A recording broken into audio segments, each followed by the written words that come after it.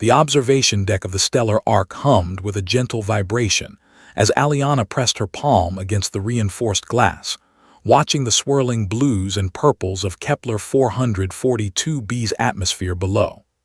It had been 3 standard years since humanity's colony ship had arrived at this distant world, and 2 years since they'd made first contact with the planet's indigenous species, the Lumari, whom the colonists affectionately called the Cubs. "Still thinking about tomorrow?" James asked, appearing beside her with 2 steaming cups of synth coffee. His reflection in the window showed the tired lines around his eyes, the weight of being the colony's chief xenobiologist evident in his posture. Aliana accepted the cup gratefully. "Christmas on an alien world with alien friends. My grandmother would have called this blasphemy. I call it progress." James chuckled, the sound warm in the sterile corridor. "Your grandmother never met a Lumari cub. Those furry little philosophers would have won her over in seconds." Below them, in the settlement's biodome, the Lumari village glowed with bioluminescent lanterns. The cubs stood roughly 4 feet tall, covered in soft, silvery fur that shifted colors with their emotions. Their large, expressive eyes held an intelligence that had stunned the human settlers. These weren't primitive aliens, but a deeply spiritual society that had chosen a simpler technological path. "I just hope they understand what we're trying to do," Aliana said softly. "Gift-giving, celebration, the whole concept of Christmas. Dr. Morrison thinks we're imposing human culture on them." "Dr. Morrison thinks everything we do is cultural imperialism," James replied, taking a sip of his coffee. "But you've lived with them, Aliana. You know them better than anyone. If you think this will work—" "It's not about it working," she interrupted, her dark eyes reflecting the planet below. "It's about sharing. They've shared so much with us, their stories, their songs, their understanding of this world. We nearly died that first winter and they saved us. This is our way of saying thank you." James nodded slowly. "Then let's make it a Christmas they'll never forget." The next morning arrived with Kepler 442b's twin suns painting the sky in shades of amber and rose. Aliana and James loaded the transport sled with carefully wrapped packages, each one containing something special, something meaningful. They'd spent months preparing, consulting with the entire colony, ensuring every gift carried intention and respect. The journey to the Lumari village took 20 minutes across the crystalline plains. The cubs' dwellings rose from the landscape like organic sculptures, grown from the planet's native coral trees through techniques the Lumari had refined over millennia. As the sled approached, small figures emerged, their fur rippling with colors of curiosity, soft yellows and gentle greens. Elder Kira, the village's spiritual leader, greeted them at the entrance. Her fur had faded to a distinguished silver white, and her eyes held the depth of centuries of inherited wisdom. Through the translation device at her throat, her melodic voice emerged in English.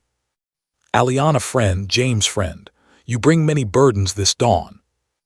"Not burdens, Elder," Aliana said, bowing in the Lumari fashion, hand over heart, head tilted. "Gifts. It's our tradition from a celebration we call Christmas, a time of giving and gratitude." Kira's fur flickered with understanding, a wave of deep purple passing through it.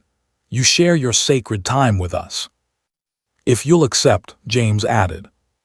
The elder made a complex gesture with her 3-fingered hands, and suddenly the entire village was emerging. Adults, younglings, elders. Nearly 200 Lumari gathered in the central plaza, their collective presence creating a symphony of shifting colors. Aliana and James began distributing the gifts. For the hunters, they'd brought advanced bioscanners modified to detect the planet's dangerous predators, technology that would save lives without disrupting their traditional ways. For the artisans, new tools crafted from earth alloys, lighter and more durable. For the healers, medical databases containing treatments for diseases that plagued both species. But it was the gifts for the younglings, the true cubs, that changed everything. James knelt before a group of young Lumari, their fur bright with the vibrant oranges and pinks of youth. He pulled out a box of holographic storybooks, devices that could project Earth's fairy tales, legends, and histories in three-dimensional splendor. "These contain our stories," he explained. "Tales from our old world, given to you so you know where we came from." A young cub named Talai reached out with tentative paws, touching the device. Suddenly, the air above them erupted with light, a projection of Earth, blue and green and impossibly beautiful. The cubs gasped, their fur exploding in brilliant golds and silvers. And then they began to dance. It wasn't a human dance, but something distinctly Lumery, a swirling, joyous movement where they spun and leaped, their fur creating cascading waves of color that swept through the crowd like aurora borealis. The adult Lumery joined in, their movements more measured but no less joyful, and soon the entire village was moving, celebrating, their collective happiness creating a light show that rivaled the twin suns. Aliana felt tears streaming down her face as she watched. Beside her, James stood transfixed, his scientific mind trying and failing to capture the sheer beauty of the moment in words or data. Elder Kira approached them, moving through the dancing crowd with serene grace. Her fur had transformed into a breathtaking display of deep blues shot through with threads of pure white, colors they'd learned meant profound spiritual significance. "You have given us more than objects," she said, her translation device barely audible over the celebration. "You have given us trust, understanding. You share your past so we may build our future together. This is the greatest gift." She reached into her own robes and produced two small objects, crystalline structures that seemed to pulse with inner light. "These are memory stones, Lumery tradition for honoring bonds that transcend species. They carry our history now, as we will carry yours." James accepted his with shaking hands.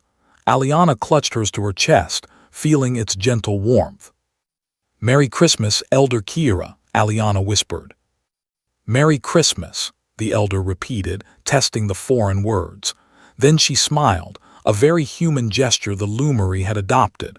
"And may all your winters shine with the joy of this day." As the celebration continued into the evening, with humans and Lumery sharing food, stories, and laughter beneath the alien stars, Aliana realized something profound. Christmas wasn't about the specific traditions, the trees or the snow or the carols. It was about this: connection, generosity, the bridge built between different worlds through simple acts of kindness. The cubs continued their dance, their joy infectious, their colors painting the night. And for the first time since leaving Earth, Aliana felt truly at home. Somewhere in the universe, humanity had found not just a new world but a new family. And that, she thought, was the greatest gift of all. The end.